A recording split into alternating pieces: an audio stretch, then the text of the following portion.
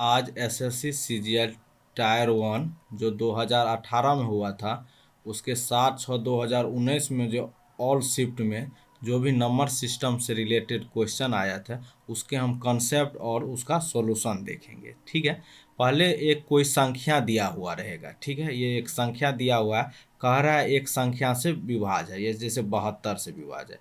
तो जो संख्या कहेगा पहले उसका अभाज्य गुणनखंड निकालेंगे। ठीक है, 72 का अभाज्य गुणनखंड आप कीजिएगा तो इसको करते हैं। 2 से लगेगा 36, 2 से 18, 2 से 9, 3 से 3, 3 से 1, यानी 2 3 बार, 3 2 बार। ठीक है, तो यानी 72 को हम लिख सकते हैं 2 गुनी 2 3 बार, यानी 2 पे पावर 3 गुनी 3 पे पावर 2। ठीक है, यानी ये आप अलग अलग सेपरेट कर लिए, तो इसको एक मान लीजिए और इसको एक मान लीजिए संख्या। ठीक है, अगर और ऐसे रहता तो उसको भी एक संख्या मान लेते हैं। तो इसको 2 को 3 बार गुना करेंगे तो 2 गुनी 2 गुनी 2, तो ये कितना होगा, यानी 8, यानी 8 से विभाज्य होनी चाहिए संख्या। और ये 3 पे पावर 2, यानी 3 गुनी 3, यानी 9 से विभाज्य होना चाहिए। यानी जो संख्या 72 से कौन सी संख्या विभाज्य होगी, जो 8 से विभाज्य हो और 9 से। ठीक है, इस तरह हम निकालना सीख जाएंगे। ठीक है, उसके बाद जो संख्या दिया रहेगा, इसमें देखिए जो नियम अंतिम से लगता है उसको पहले ट्रायल करेंगे। तो 9 से विभाज्यता का नियम है कि अंकों का योग 9 से विभाज्य हो, तो इसमें तो कोई अंतिम का कंडीशन नहीं है। लेकिन 8 से विभाज्यता का नियम है अंतिम 3 अंक 8 से विभाज्य हो। तो अंतिम 3 अंक क्या है, 7, x और 2, तो इसको हम 8 से विभाज्य करेंगे। तो 8 से विभाज्य के लिए यहाँ पे अंक नहीं है तो हम मैक्सिमम 9 मान लेते हैं। ठीक है, कोई एक अंक मान लेंगे, या तो 0 या तो 9, तो मैं तो 9 मान लेता हूँ। ठीक है, तो अगर यहाँ पे 79 हो गया तो 8 9 में 72, तो यहाँ पे कितना 7 शेष हो गया, यहाँ पे 2, 8 9 में 72, यानी 9 से 9 मानना सही है। यानी x का वैल्यू 9 भी हो सकता है। तो देखिए ये दहाई स्थान पर है, अगर इसमें 40 हम जोड़ देंगे तब पर भी 8 से भाग लग जाएगा। और अगर 40, क्योंकि 8 का मल्टीपल है ये 40, तो यानी हम 40 घटा देंगे, तो यानी इसका मान अगर 4 घटा देंगे यानी 5 भी हो सकता है, और एक और बार घटा सकते तो x का मान 1 भी हो सकता है। ठीक है, 9 से विभाज्यता का नियम है अंकों का योग 9 से विभाज्य होना चाहिए। तो टोटल अंकों का योग कितना हुआ, 2 और 7 9, और 9 9 18, 18 5 23, 23 3 26, 26 7 33, 33 और 9 42, 8 50, 50। ठीक है, अगर 50 हुआ तो 50 1 51, तो यहाँ पे 51 हो गया।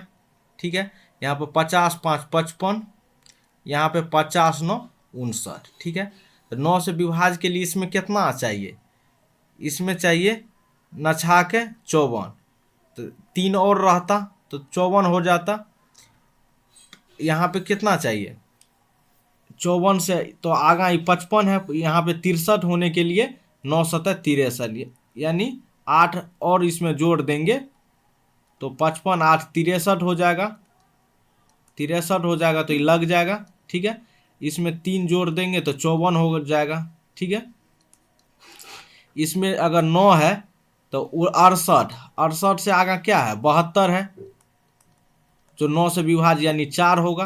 तो y का मैक्सिमम मान का क्या हुआ 8 हुआ, उसके लिए x का क्या वैल्यू है 5, यानी x बराबर 5 और y बराबर 8 निकल गया। ठीक है, तो कह रहा है कि 3x माइनस वाई, माना 5 के 3 गुना, माना 3x हो गया, अब माइनस y का वैल्यू कितना है 8, यानी 15 में से 8 को घटाना है, यानी 7 होगा, जो कि ऑप्शन नंबर 3 में है, सी में है, यही होगा। ठीक है, इसको क्लियर कर लेते हैं।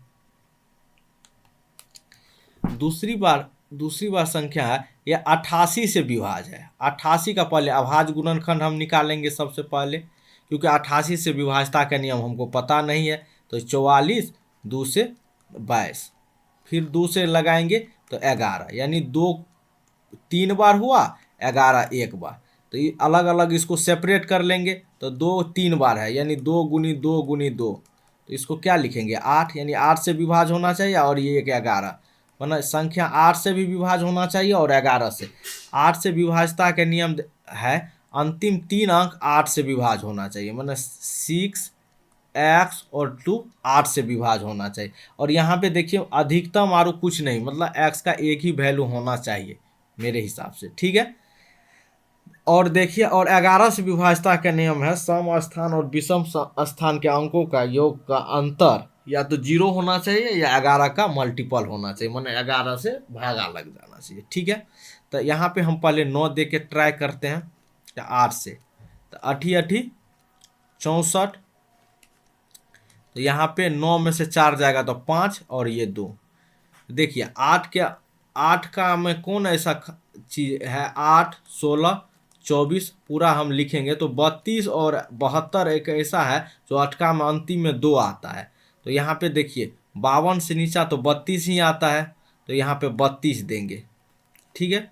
यानी यहाँ पे हम 2 एक्स्ट्रा ले लिए, यदि इसका मान हम 2 कम कर देते, यहाँ पे अगर हम 7 ले लेंगे, 7 ले लेंगे तो इस 7 में से 4 जाएगा तो यहाँ पे 3 ही पूर्णतः लग जाएगा, यानी x का वैल्यू क्या होना चाहिए 7।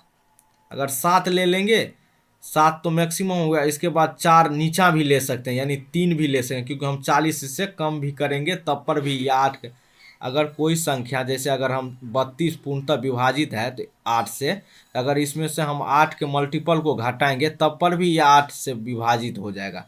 और दहाई अंक है इसलिए हम 40 ही ले रहे हैं, यानी 4 घटा रहे हैं। तो x का 2 मान हुआ, एक 7 और 3, ठीक है। तो इसके सम स्थान के और विषम स्थान के योग का देख लेते हैं कितना होता है। 2 6 8, 8 प्लस x, 8 2 10, 10 7 17, 17 प्लस x, ठीक है। तो x का एक बार वैल्यू 7, तो एक बार 24 हो जाएगा, एक बार 7 3 17 7 24 आएगा, 17 3 20, ठीक है। तो y का क्या वैल्यू होगा, तो y वाला एक बार जोड़ लेते हैं, तो y वाला होगा x 7 7 14, 14 1 15, 6 21, 21 plus x, sorry x वाले में x का वैल्यू जोड़ना होगा, तो एक बार 28 हो गया, एक बार 24 हो गया। तो x का इसके लिए कितना चाहिए, तो 7 चाहिए, तब पर भी तभी ना होगा, 7 7 17 7 24, और यहाँ पे 28 है, तो 28 तो नहीं हो सकता है, x का मान 11 तो नहीं हो सकता है, तो 11 का मल्टीपल यानी x का मान 0 हो सकता है, ठीक है। तो x का मान अगर 0 होगा तब देखिए क्या होता है, x का मान अगर 0 होगा,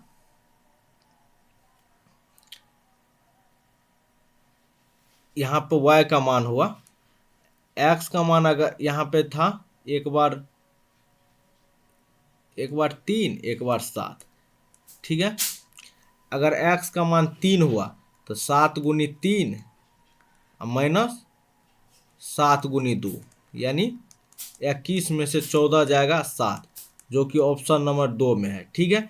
अगर यहाँ पे ये वाला मान लेंगे तो 7 गुनी 7 माइनस 2 गुनी 0, यानी 49 में से 0 जाएगा तो 49 ही होगा, जो कि ऑप्शन में नहीं है, यानी यही होगा, ठीक है।